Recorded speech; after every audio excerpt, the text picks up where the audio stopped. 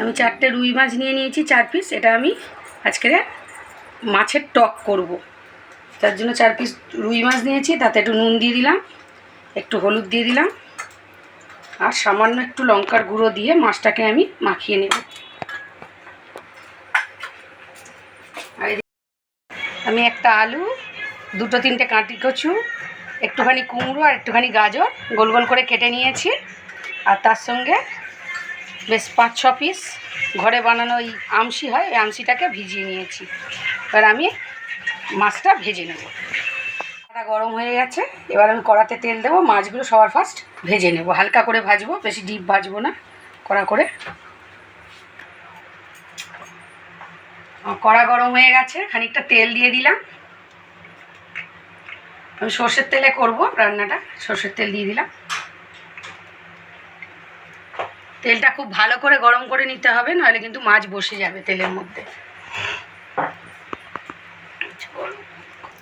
আমার তেলটা গরম হয়ে গেছে, এবার আমি মাছগুলো একটা একটা করে ছেড়ে দেবো।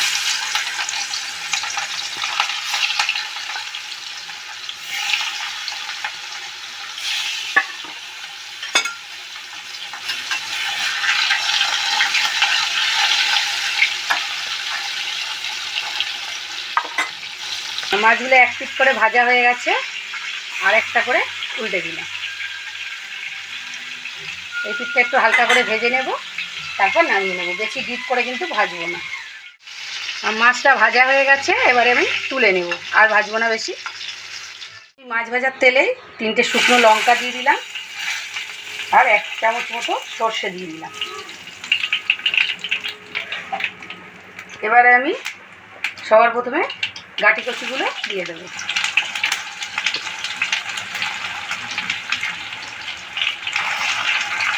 আর আলুগুলোও দিয়ে দেবো। গাঁটি কচু আর আলুটা একটু ভেজে নেব, তারপর আমি কুমড়ো আর গাজরটা দেবো। আপনারা এখানে চাইলে ঢ্যাঁড়স দিতে পারেন, ঢ্যাঁড়সটা আমি পাইনি তাই দিতে পারিনি। ঢ্যাঁড়স দিলে এর মধ্যে কিন্তু আরও ভালো লাগে খেতে। তবে ঢ্যাঁড়সটা একটু লাল করে ভেজে তুলে নেবেন। আমার আলু আর কচুটা একটু ভাজা হয়ে গেছে, এবার আমি গাজর আর কুমড়োটা দিয়ে দেব। এটাকেও অল্প একটু ভেজে নেব।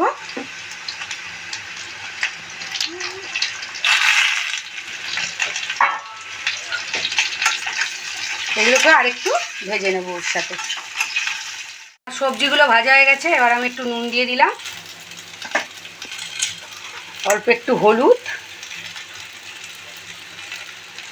আর সামান্য একটু জিরে পাউডার দিলাম। এটা না দিলেও চলে, অপশনাল, তো একটু দিলাম, ব্যাস, আর কিছু দেবো না।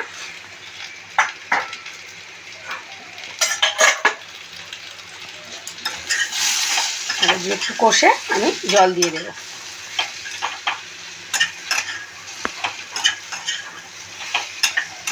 আবার এবার মশলাটা কষা হয়ে গেছে, এবার আমি একটু জল দিয়ে দেবো।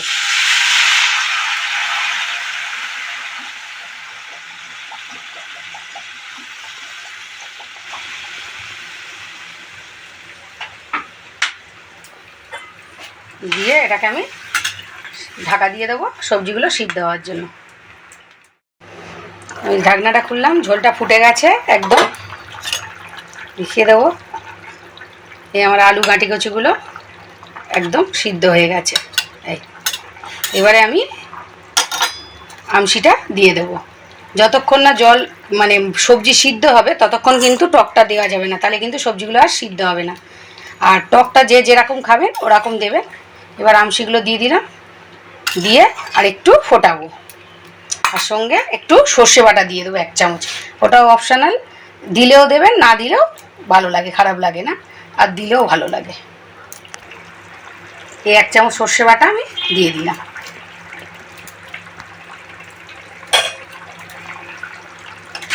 আর এবারে মাছগুলোও দিয়ে দেবো। এবারে আমি মাছগুলোও দিয়ে দেবো, দিয়ে সব একটু ফুটিয়ে আর একটু ঝোলটা মেরে নেব, নিয়ে নামিয়ে নেব।